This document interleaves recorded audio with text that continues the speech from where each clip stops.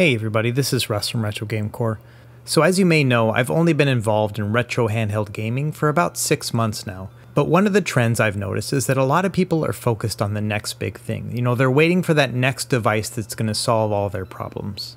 But over the past couple months, I've realized that there are a lot of hidden gems available out there in the market. And so I started going back and looking at some of the devices that I've missed over the past year or so. And one of those devices, which I'm going to talk about today, is the PowKiddy V90. Now when you look at this thing on online markets, it's not very impressive. It reminds me of just a kid's toy or something.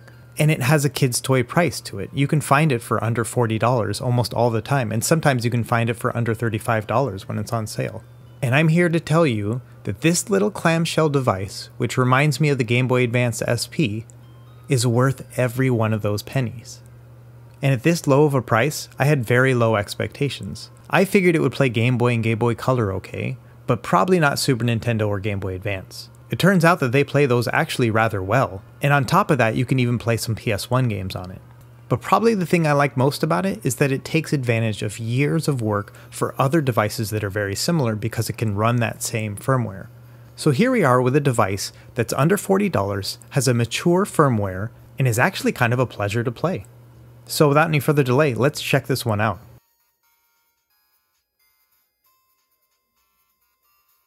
So let's start off with some of the specs. So this device runs an all-winner F1C 100S, which is the same chipset that's found in the Q90, which is a similar device but looks a little bit like a very small Nintendo Switch. It has a 700 MHz CPU and only 32 megabytes of RAM. Now when it comes to the screen, it has a 3-inch IPS display with a 320 by 240 resolution and a 4:3 aspect ratio. And honestly, this is ideal for classic gaming. Basically everything up through PS1 is going to play really well on this. And as you'll see in a second, I really like this display. Now at first glance, it has a pretty small battery. It's only about 1000 milliamp hours, and it's only going to give you about 2 hours of performance. But as I'll show you here in a minute, it has a Nokia phone battery, and it's really easy to swap out. And then on top of that, it has some of the same specs that you would expect for any of these devices that come out in 2020 and beyond. It has a USB-C charging port, a headphone jack, and then an SD card slot for all your storage. And from what I've read, the max storage capability for these cards is 128 gigs. So overall, these specs aren't very impressive, but I want you to keep in mind that this device costs under $40. So instead of comparing it to something you could buy for $75 or even $100, think about it from that perspective. Okay, let's move on to the unboxing. Okay, there's not really much to say about this box. Obviously, it's not very impressive. The one thing I do want to point out is just how weird this picture is. Like, look at how small these hands are compared to this device. Like, whose hands did they use for this? I don't even get it. Like, it looks like he's holding a laptop or something. It's really weird. Now, it says that it comes in black and yellow and red, but I've only ever seen the yellow and red version.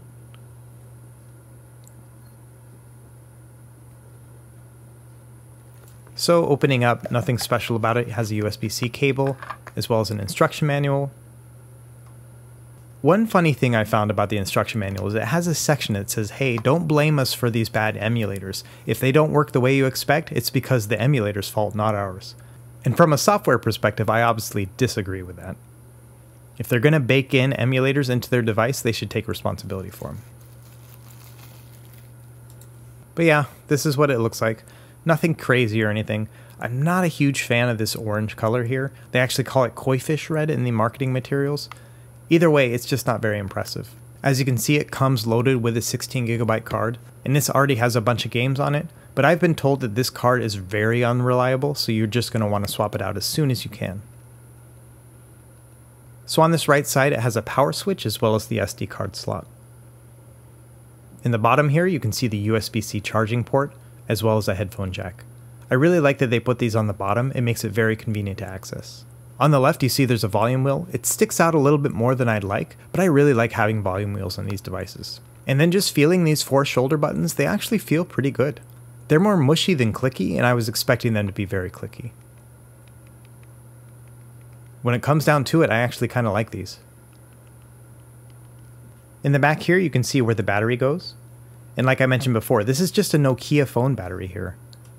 And you can actually just pick these up on eBay for like $3 or $4. And not only that, they actually have higher capacity batteries. So you can get a 1600 milliamp hour battery for about $8. And if you think about it, these batteries are not going to last a long time in a lot of the devices that people buy today. And of all the devices, this is going to be the easiest one to upgrade or replace because you have that easy access to the battery slot.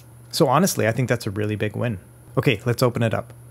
So the first thing I noticed about this screen is one, it's actually pretty big. But then two, I saw there's a little bit of a bubble on the top there. And after talking to some people on Discord, I learned that there's actually a film that's on there that's very hard to get off. So what you have to do is you have to either unscrew the casing around it and then peel it off that way, or you have to pick at it with a needle until you can pull it out gently. Neither of those cases are ideal. What I actually ended up doing is just unscrewing it and pulling it out myself. But after I took out that plastic film, everything was a lot better. I mean, I don't think it's ideal that they have this film on there in the first place because it's kind of confusing. Are you supposed to leave it or are you supposed to take it off? But I'm here to say, just go ahead and take it off. Okay, moving on to the face now of the device. The first thing that catches my eye are these two dual stereo speakers. Personally, I like the way that they face you as the player. It means you're going to get all the sound right to you. And honestly, these face buttons and the D-pad, they're not that bad. They feel a lot like other PowKiddy devices, so the RGB10 or the RGB20, they remind me of that. And I really don't think that's a bad thing. You know, the plastic they use for these buttons and D-pad, they're very soft on the hands, and I really like that. Something like the Pocket Go S30 is a lot harder on your fingers than something like this.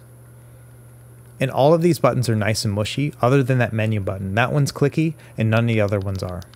Overall, it feels pretty good to hold in the hands. I do think it's a little bit top heavy because that screen is at the back there, but otherwise it's actually kind of pleasant to hold. I thought it was going to be a little bit cramped to hold in my hands, but I didn't get that experience at all. So let's turn it on and see what it's like. So as you can see, it's running the NX Hope firmware. And I've actually experimented a little bit with this firmware before because I owned a Pocket Go version 1 for a few months. And so it just has this kind of tile display as you can see here. This is not my favorite way to navigate new games, but at the same time I respect the simplicity of it. So when I unboxed this, I had already heard about the custom firmware, but at the same time I wanted to try out some of the stock games that are available, so let's start with Game Boy. So here we are with Super Mario Land. And you know, right out of the box, I started playing it and I was kind of just enjoying myself for a minute. And something was kind of bothering me in the back of my mind, and I couldn't really figure it out for a second. But then I realized what it is. It's because this screen looks pretty good. Like, because of the 4:3 aspect ratio and the 320x240 display, everything comes out really balanced. And it was just weird to me because I spent so much time dealing with 3:2 aspect ratios that it just felt unnatural to have something look so good right out of the box. I mean, you can spend $100 on an RG351P, and then you have to spend several hours getting the image to look right. This device, which costs under $40, looks great right out of the box. Now, the speakers they used in this device aren't the best, but I think the sound is pretty good. And one thing I noticed is you can see a little LED light there to let you know that the device is on. So as expected, Game Boy Color also looks nice. Everything looks just as balanced as it does with Game Boy. These both use the same emulator. Now, as I was playing, one of the things I noticed is that my thumbs kind of cover the speakers, and so it muffles the sound a little bit. So you either have to adjust the way you hold it, or you just have to get used to the sound there. And I'm not really sure they could have put the speakers anywhere better anyway, but that's just something to keep in mind, is that you do cover a little bit of the sound. Okay, with Game Boy Advance, you basically have two options. You can either run it at a scaled 3:2 aspect ratio, which means you're going to have black bars at the top and bottom, or you can try to play it at full screen, which means you're going to have a little bit of stretching. So as you can see here, Samus looks just a little bit tall and skinny to me, and that's because I'm running at full screen here, but you could change it back to the 3:2 if you'd like. Now, NES games don't look very good when they're stretched to full screen. As you can see, it looks very clear here with a 1x integer scaling, and that's what I'd recommend you use. Same thing with Super Nintendo. It looks good at integer scaling of 1, but if you try to stretch it to full screen like you see here, the text starts to get a little bit weird looking. So as always, this is personal preference, but it's going to be a decision you'll have to make. Now, Super Nintendo emulation out of the box is not good. As you can see here, it's missing some of the back screen, and then some of the audio is glitchy as well. And then when I was playing other games like Donkey Kong Country, I was definitely noticing slowdown. So I decided to try Mario World 2, which is usually the hardest game to run for the Super Nintendo, and as you can see here, it's running at a frame skip of 4 just to make it somewhat playable, but to me it's not really playable at all because that frame skip of 4 just makes it really kind of glitchy feeling, and it's not very fun to play.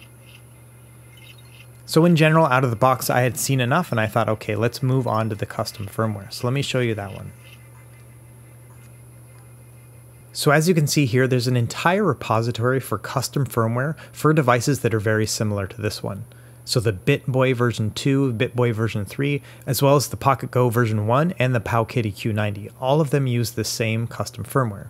So I'll have a link to this GitHub page in my written review, which I'll have on my website and linked below. But it's a very simple setup. You basically just install this firmware to a new SD card and then expand the partition. And on top of that, I'll also leave links to new emulators that I found and other tweaks that I made to make it even better. Now I'm really happy with this custom firmware, so let me show it off to you. Now, like I mentioned before, I really appreciate that they're using a very mature firmware like this, because you get to jump in and take advantage of all the work that these developers have been doing for years now. So right off the bat, you're going to notice that it has a much more streamlined interface. You basically just tab through the different systems and then pick your games. And I love that everything is uniform and streamlined. And I'm just going to tab through these really quickly so you can just see all the options they have available to you. And not only that, you can actually just remove any of the ones you don't want to see. So on top of a bunch of emulators, they also have a bunch of ports, so you can play all sorts of games. Everything from Doom and all the different mods, and then Hexen and Heretic and Quake 1 and 2, all of those are available for you. And I'm going to say this, I don't know how many times throughout this video, but this is a $40 device.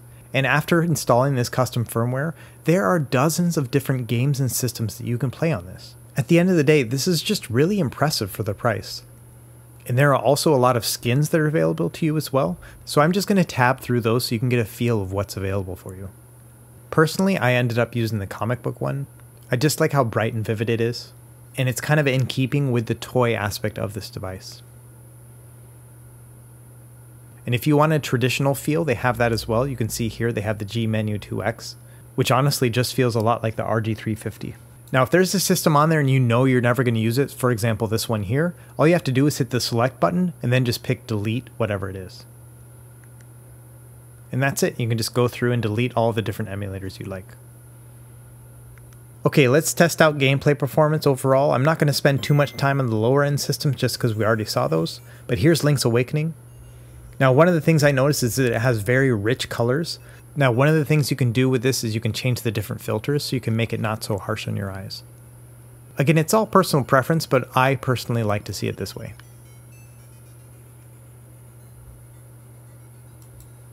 I think overall, when it comes to playing Game Boy and Game Boy Color games, this is the ideal design and just feel overall. I really, really like this feel. So as you can see here, Game Boy Advance looks great. You can see here with full screen resolution, it's still a little bit tall looking. So personally, I like to use the 3:2 aspect ratio scaled. So you have a little bit of black bars on the top and bottom, but I don't think it's a big deal. In terms of performance, every game that I threw at it played pretty well in the Game Boy Advance. So here we are with Zelda 2 on the NES here. And overall, most games played really well, but I will say that certain games, for example Mega Man 2, were a little bit slow. So I ended up testing and installing a new beta version of this NES emulator, and it fixed all those problems. So I'll leave links to that emulator in my written review on my website. You can see here with Super Mario World, all the background colors are fixed, the sounds are fixed as well. There's a tiny bit of screen tearing that I noticed with this, and there is still a little bit of slowdown on certain games, but for something like Super Mario World, it ran perfectly. Now, as you can see here with Super Mario World 2, it's still having issues here. So I think when it comes down to it, you just can't expect to play every single Super Nintendo game well on this device, which again costs only $40. You know, one thing I noticed about this device also is that it's easy to play with one hand. So if you're trying to play a Final Fantasy game, for example on the Super Nintendo, or you're trying to play a Pokemon game, this is something you could do one-handed while you're like playing on your phone or something else like that. Okay, moving on to Sega Genesis here. This one looked really, really good. And a lot of it has to do with the native resolution of the Sega Genesis, but in general, I think this one is really good. If you like Sega Genesis games or maybe Sega CD games, this is going to be an ideal device for those. Okay, so moving on to arcade here, honestly I didn't have a lot of MAME ROMs that matched this particular ROM set, but when it came to Final Burn Neo, everything played really well. As you can see here, Street Fighter Alpha 3 is running well. I think in general, classic arcade games from the early 90s are going to play really well. As you can see, Final Fight looks great. Now honestly, some of the higher end ones like the CPS 3 games, I don't think you should expect much from those, but when it comes down to it, the classic ones do really well. Neo Geo games use a standalone emulator and they also play really well. The sound is really good on these ones too. I mean, look at how crisp and clear that looks. Okay, moving on to PS1. I had very low expectations for PS1 gameplay here, and I'm actually using a frame skip of 1 here on Crash Team Racing, and it's running okay. I don't think it's very enjoyable, but at the same time, if you really are desperate to play a couple low-end PlayStation games, you'll be able to play it on this device as well. For example, in terms of gameplay, Castlevania Symphony of the Night played really well. But as you can see here, the text is kind of weird, so nothing's perfect when it comes down to PlayStation 1.